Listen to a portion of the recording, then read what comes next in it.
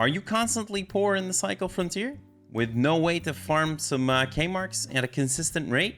Well, you've come to the right place, because in this guide I'm going to show you several ways to consistently and reliably farm up a bunch of K-marks. And the best thing about it is your skill level does not matter. Whether you're good or bad at PvP is not going to matter, because I've got a safe route, I've got a medium route, and I've got a little bit more dangerous stuff for you. So let's dive right in. In this video, I will give you an easy, low risk and very consistent route, as well as a still moderately easy, but a bit more risky route that has a higher profit yield. But here is my trade proposition. If you like this video and it helps you farm up a bunch of K-marks in the game, I get your subscription to my channel. Click the button down below. And if it really helped you, you'll throw in a like and a comment down below. Good deal, right? So let's get started on the easy, consistent route. And the first one is going to be on the Bright Sands map. Even if you're just rocking a small backpack, you can pretty consistently expect between 20 and 25k from this run without putting yourself in that much danger. You will only need one thing to optimize this run, and that is a mine access key card, as that is a pretty central place to this farm. However, you are still capable of doing this farm without the mine access key, although I consider it becoming a little bit more dangerous if you don't have the key. Inside of the mine, you will find an abundance of Titan ore deposits, which will either give you Titan ore or brittle Titan ore. One full stack of brittle Titan ore will give you 5.7k, while the Titan ore pieces are, of course, worth a lot more. People have reported that this place sometimes gets camped, but I have not seen it all too often. Just approach it carefully, check your corners, close the door behind you when you go in. That way, even if you are mining away, the audio cue from the door opening will alarm you to people trying to push you. Mine will probably give you anywhere around 2 to 3.5 stacks of the brittle Titan ore depending on the RNG, along with some of the regular pieces, while the core love boxes can contain some things like aluminum scraps and smart mesh, but more often will have things like ball bearings, magnetic field stabilizers, or hydraulic pistons, all of which you'll either need for missions or for crafting.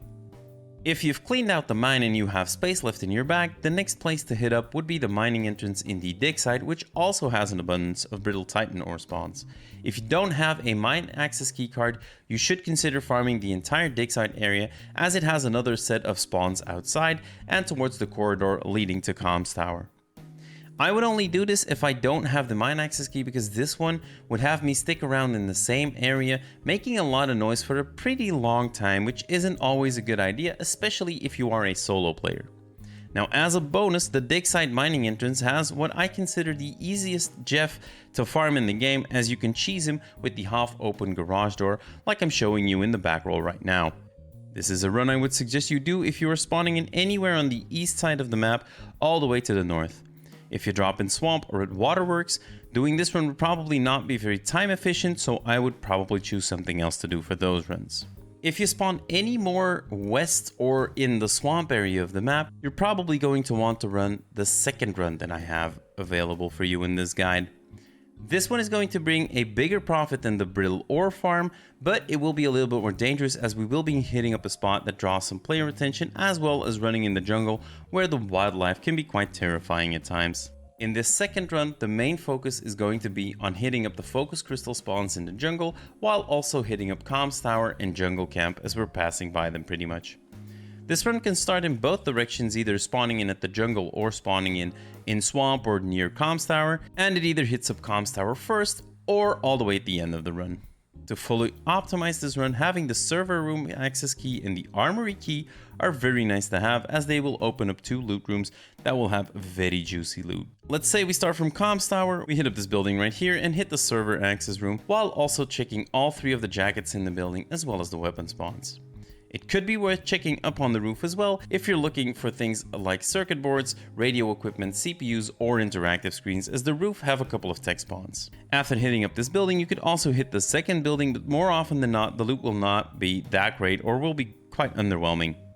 I usually exit out of the hole in the fence in the back and just go straight for the jungle camp, where we hit the regular building first and then we hit the armory right after that.